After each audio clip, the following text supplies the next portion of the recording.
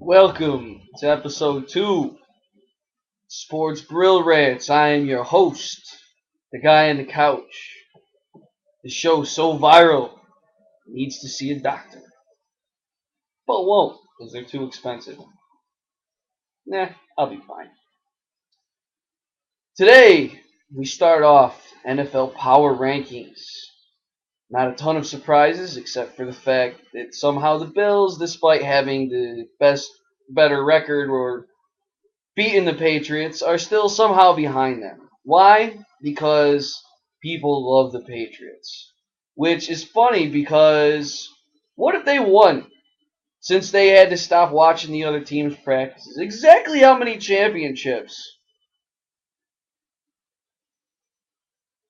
Yeah, about that many. So get off the Patriots bandwagon. They suck.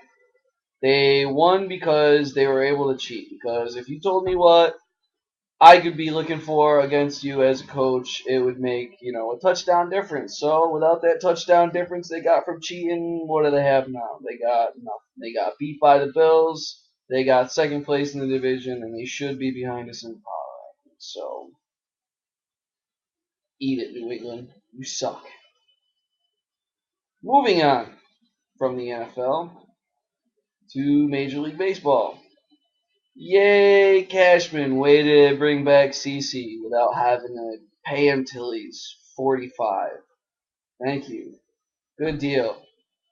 Now, just need to go out, since we're going to keep Martin, and use one of the four catchers we got, and not trading Montero. We need to go out and get another A starting pitcher, and not pay for one on the open market like the 100+ million it costs for ZJ Wilson. You don't need that. Go out and get another top shelf guy, like maybe Felix or something like that. There's not really a ton to choose from, honestly, but get somebody. Oh, and Burnett's on the block. Ooh, AJ Burnett on the trading block. In other equally relevant news, I have this Sharpie on the block and looking to trade this piece of pocket lint and this bottle cap.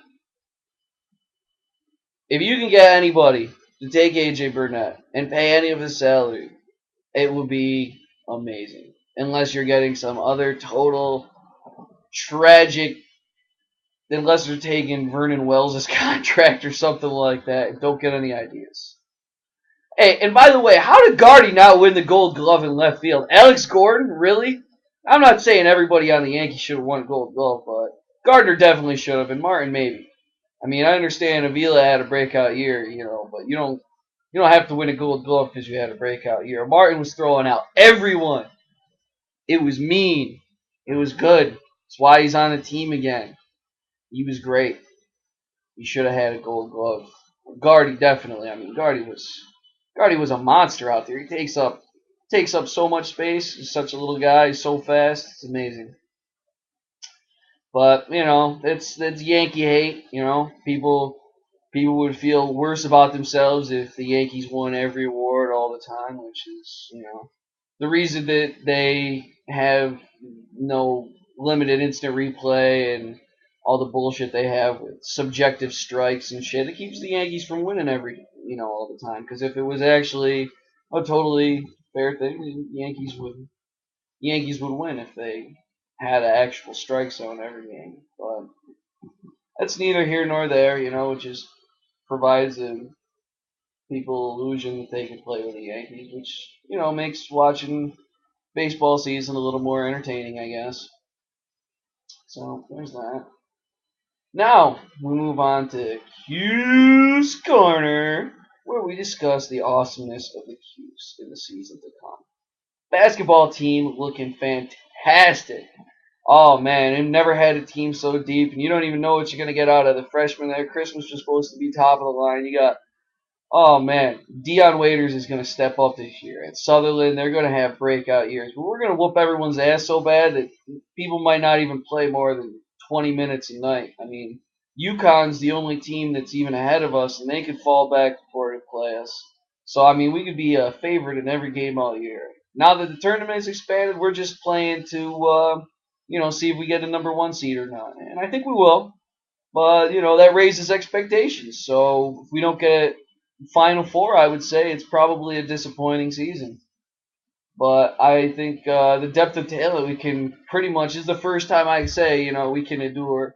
Joseph could get hurt, Trish could get hurt. I think any one or two guys on a team could get hurt, and we could still beat just any team in the country on any given night.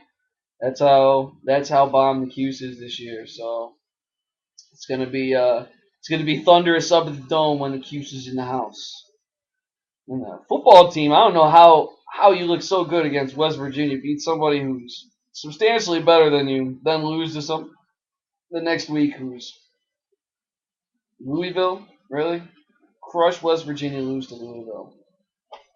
Whatever. Winning record, go to a bowl game, maybe the Pinstripe Bowl.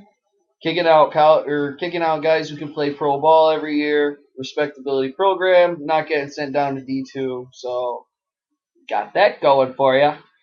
Uh-huh. So, yay, Cuse. Looking forward to the start of basketball season. Although I wish they played some meaningful games now that the NBA isn't getting their shit together. I mean, seriously, how hard is it to split? If you two separate points just meet halfway between and get it done. It's ridiculous. Ready for some ball night. Oh, wizard. Then we move on to a little boxing in the news for a change. It looks like that this Pacquiao Mayweather thing might finally happen. Yeah. Although I don't believe it. I think Floyd don't want him. Floyd threw 500 punches in his last fight, 12 rounds, and landed about 40% of them. Pacquiao in his last fight threw 1,250 punches and landed about 30% of them. So either when those two guys fight, either Mayweather is gonna have to throw a lot more punches, or and by a lot more I mean more than twice as many more punches, or he's gonna have to make Pacquiao literally miss like 90% of the time. I mean, Mayweather's a hell of a defensive fighter, but Pacquiao was just gonna come at him and come at him and come at him. But he's got to get through Marquez, which you remember how those last two fights went. Marquez can fight him.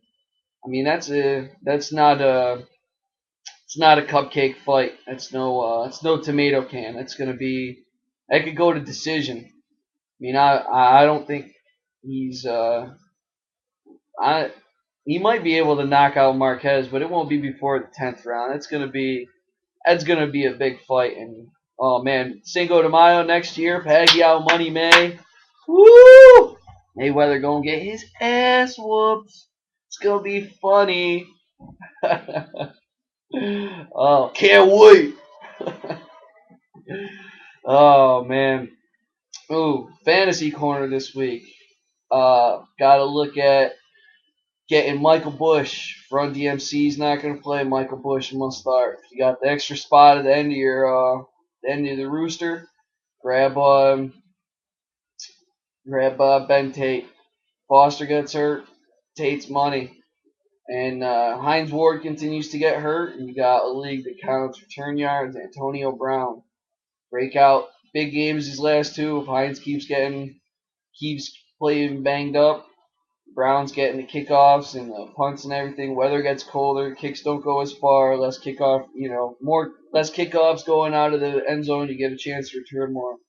Get those big time escalators and the return yards, Antonio Brown. So those are guys I advise you to swapulate this weekend before they get swept up. Jackie Battle too, if he's available in your league. Feature back, red zone carries. Definitely a guy you want to get. Nice little trick if you got a league that has no waiver or no move maximums. You can have unlimited moves and 2-day waivers. You can drop them all the day, pick up and drop them all the day before, so they're on waivers until the game is locked. So it's my advice if you want to be a dick. So that's all I have for this week. And until next time I feel like it, may the eyes of the Ranger be upon you.